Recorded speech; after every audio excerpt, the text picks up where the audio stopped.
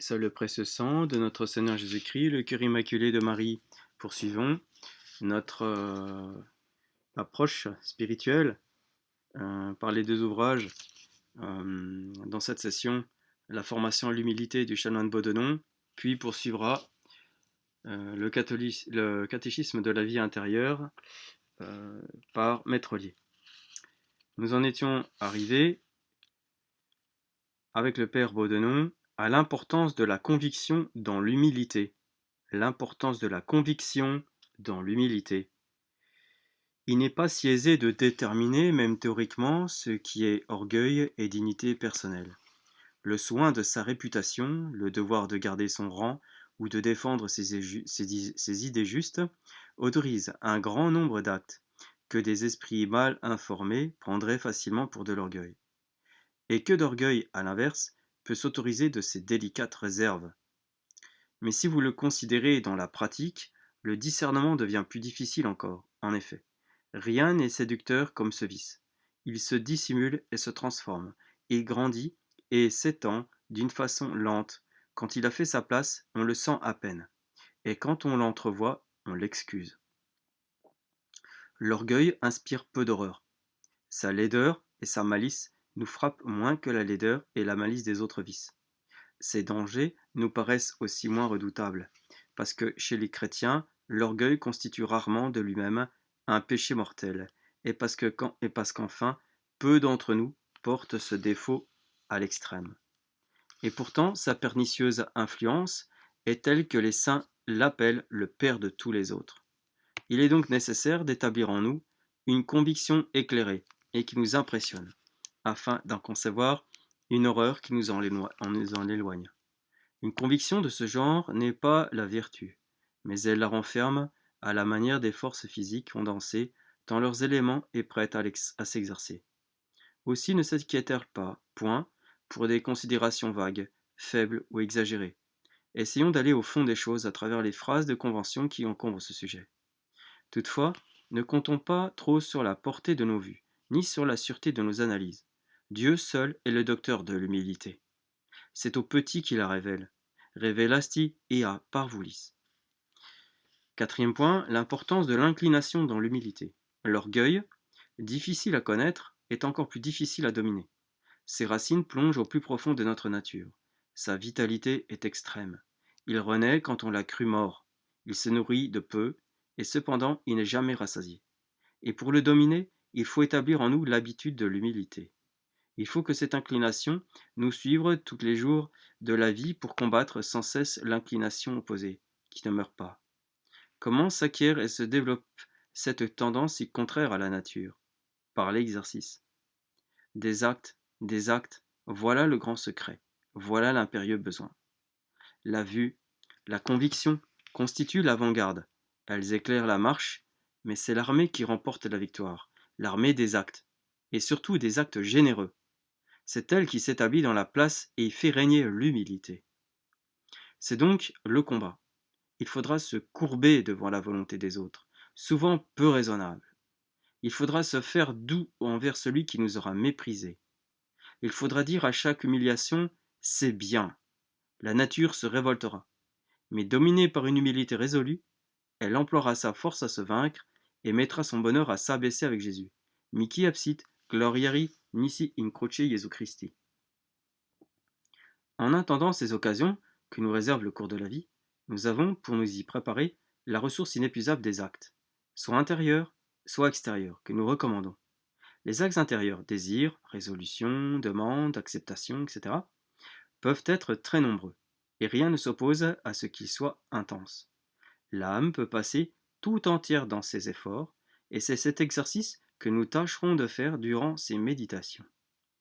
Les démonstrations extérieures ne doivent pas être négligées, car elles donnent aux sentiments une consistance spéciale. Pourquoi ne pas les employer, même dans l'oraison? L'attitude courbée d'un coupable, d'un suppliant, d'un pauvre, convient admirablement ici. Baiser parfois la terre est fort utile.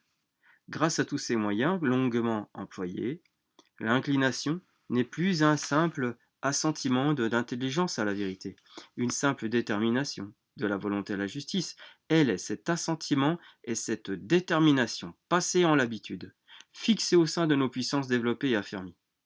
C'est une force permanente qui donne la facilité, le mouvement, le goût même, car il est de la nature de toute force de pousser à l'action et de trouver quelque jouissance dans son libre exercice. Entrons donc avec courage dans cette formation. Prêtons tous nos efforts. Comptons sur la grâce. Pour devenir humble, il faut être convaincu et résolu. Il faut réfléchir et il faut prier. Humilité, influence générale. L'influence de l'humilité se déduit de sa nature même. Nous l'avons dit, elle est vérité et justice. Or, la vérité illumine tout ordre intellectuel, et la justice domine tout ordre moral. C'est là tout l'homme. L'humilité est la vérité. Formule acceptée et sans cesse redite, mais peut-être vaguement comprise. La vérité. C'est très beau, mais quelle est la vérité que nous avons à rechercher ici? C'est la vérité sur notre valeur. Et que nous apprend-elle? Que nous sommes des êtres créés, des êtres coupables, des êtres participants à la vie divine. Voilà de très grands mots. Reste à les bien comprendre, car ils ne peuvent se concevoir par eux-mêmes. Pour que je conçoive le créé, il faut auparavant que je conçoive le Créateur. Pour que je conçoive le péché, il faut que je connaisse les droits et la dignité de celui que j'offense. Pour que cette étonnante formule participation à la vie divine me dise quelque chose, j'ai besoin d'évoquer de l'ordre, tout entier de la grâce et de la gloire. Or, de toutes parts, dans cette recherche, Dieu se présente à moi obstinément. Et, pour me comprendre, j'ai besoin de le comprendre lui-même. Je le trouve dans mon origine et dans ma destinée, dans mon fond et dans mes actes. Je m'annihile absolument, si je retranche en moi ce qu'il est de lui. Par contre, je me lève magnifiquement, si je recueille tout ce qu'il veut bien me donner. Contraste fécond, d'où naissent deux sentiments qui se complètent pour constituer ma vie spirituelle.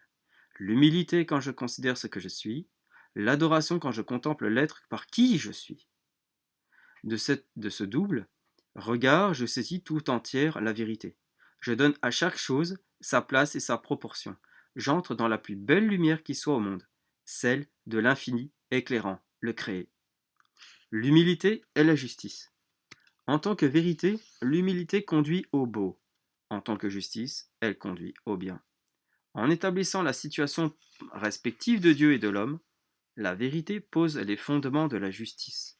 Mais en affirmant le devoir, la justice fait de la vérité une vertu morale. Or, le devoir se synthétise dans l'universelle soumission.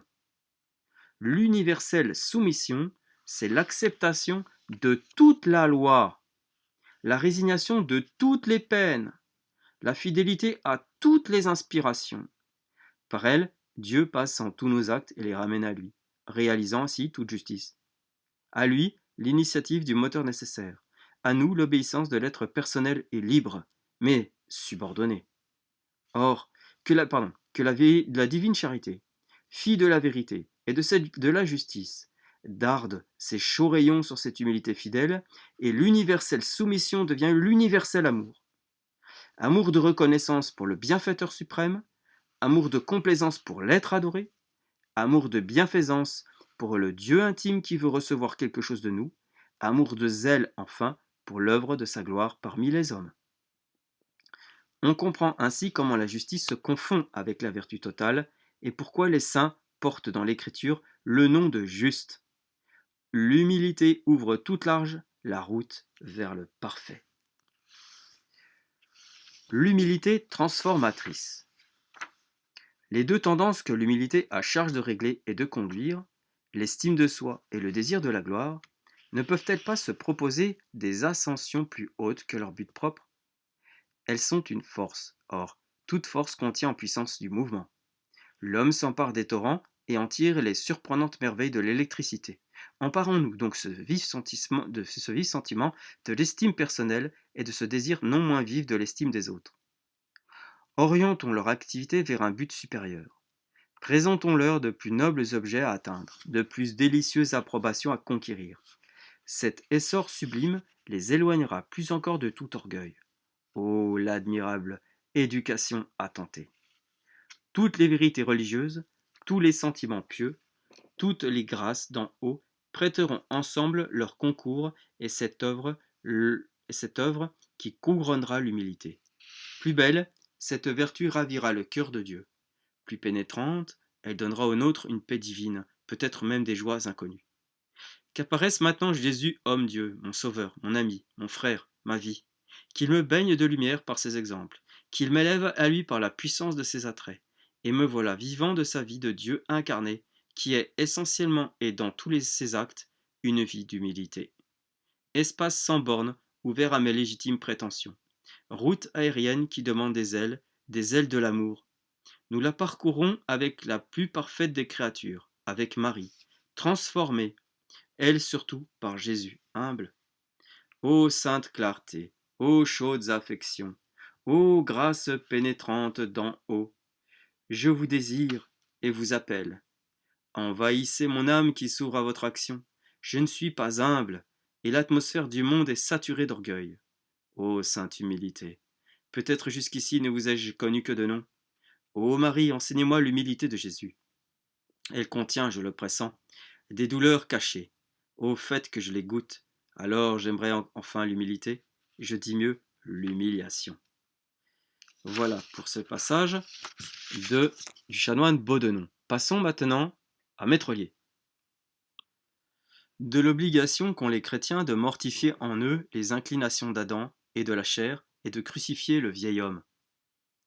Que doivent faire les chrétiens qui sentent en eux les inclinations de se lier et de s'unir aux créatures? Il faut qu'ils mortifient ces inclinations. Il faut qu'ils y renoncent, puisqu'elles viennent de la chair, et qu'ils ne sont plus redevables à la chair, pour vivre selon ses inclinations. Debitores sumus non carni, ut secundum carnem vivamus. Depuis le baptême, qui est une seconde génération, les chrétiens sont-ils obligés de se conformer à Adam leur père et de vivre selon sa vie? Non, car Dieu s'étant fait notre Père dans le baptême, nous sommes obligés de vivre selon Dieu et selon ses inclinations que son esprit répand en nous. Si nous vivons selon sa chair, serons-nous sauvés? Non, car saint Paul dit que nous mourrons si nous ne mortifions notre chair et tous ces appétits déréglés que nous ressentons en nous. Si secundum carnem vixeritis moriemini, mini. Romains 8, 13. Ainsi, les chrétiens sont obligés de se mortifier, oui, car selon l'apôtre, ceux qui sont à Jésus-Christ ont crucifié leur chair avec ses vices et ses convoitises. Qui sunt Christi, carnem sum cruciferunt cum vicis et concupiscentis. Ils ont crucifié et dépouillé le vieil homme, comme avec toutes ses œuvres. Expoliantes nos veteram hominum comectibus suis, Colossiens 3, 9. Qu'est-ce à dire le vieil homme? C'est la même chose que la chair. C'est nous-mêmes, avec des inclinations que nous avons reçues d'Adam, en naissant de lui par nos parents. Et quelles sont ces inclinations? Ce sont toutes les inclinations que nous avons au mal, et dont nous sommes tous remplis. Et quel chef peut se rapporter ces inclinations? À quel chef peut se rapporter ces inclinations? À trois, qui sont l'inclination au plaisir, l'inclination aux richesses et l'inclination aux honneurs. Et quoi? Faut-il réprimer tout cela? Eh oui. Il faut donc crucifier en soi le vieil homme? Et oui, il faut le crucifier, comme les méchants crucifient en eux Jésus-Christ. Mais encore, que veut dire proprement crucifier le vieil homme?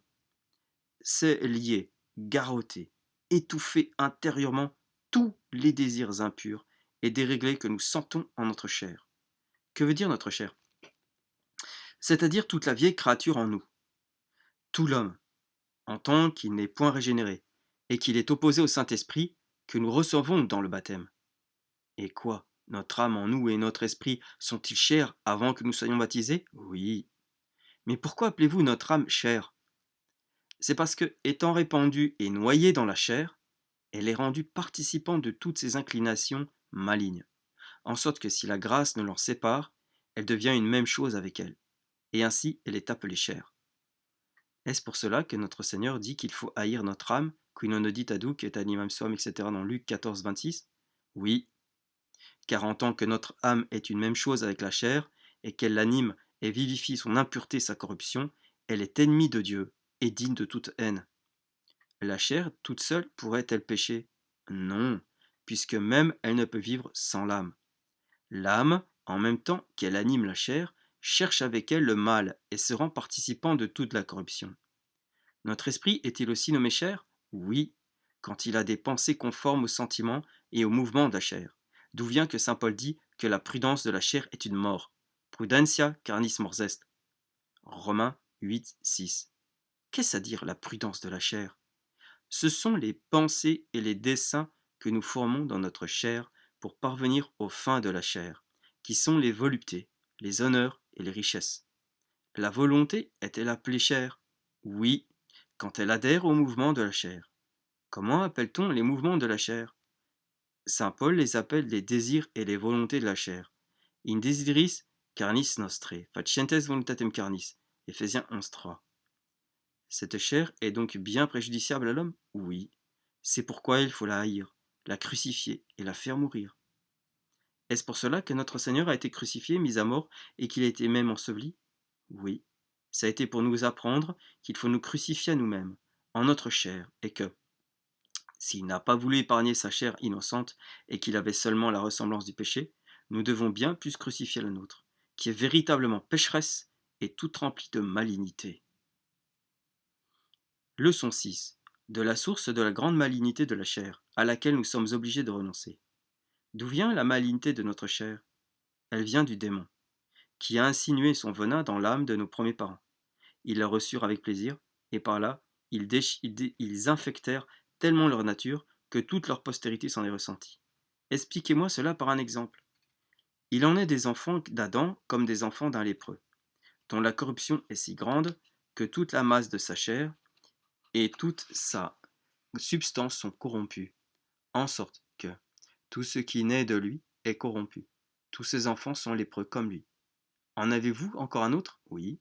Il en est comme d'une source d'eau croupie et corrompue. Les ruisseaux qui en sortent sont également corrompus et retiennent son affection. Nos premiers parents ont donc été infectés de la malignité du démon? Oui. Et notre chair, qui vient de celle d'Adam, comme de sa source, a été remplie de cette même malignité. Et ainsi la corruption et la malice de notre chair sont de la nature de celle du démon? Oui. Dieu a donc une grande haine contre notre chair? Oui, parce qu'elle est remplie, puisqu'elle est remplie de la malignité du démon.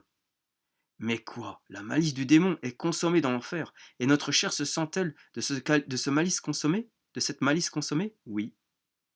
Quoi? Notre chair est coupable de faire autant de maux que le démon? Notre chair se porterait à tous les maux que le démon peut faire, si elle était délaissée de Dieu et de son Saint-Esprit. Cela étant, nous devons avoir une grande haine et une grande horreur pour notre chair. Oui, nous devons la haïr autant que le démon. Nous devons la fuir autant que le démon. C'est peut-être pour cette raison que les saints traitaient si cruellement leur chair, et que, par la haine qu'ils en avaient, ils se déchiraient en pièces, et ils se disciplinaient et s'écorchaient jusqu'au sang. Oui, ils déchargeaient leur colère sur leur chair, comme sur l'ennemi juré de Dieu. Oh, que nous devons donc fuir la chair et renoncer à tout ce qu'elle demande et désire de nous. Oui. Est-ce pour cela que notre Seigneur dit à ses disciples que celui qui veut le suivre doit renoncer à soi-même, sicus vult post me venire, abnegat se metipsum? Oui. En Matthieu 16, 24, oui. Que veut dire renoncer à soi-même? C'est-à-dire renoncer à toutes les inclinations malheureuses de la chair, renoncer à tous les désirs des honneurs, des plaisirs et des richesses, du désir d'être aimé, du désir de la vengeance, en un mot, à tous les désirs du péché qui sont en nous et qui sont opposés à la croix de Jésus-Christ. Fin de cette session. Gloria in altissimis Deo, et in terra pax omnibus bone voluntatis.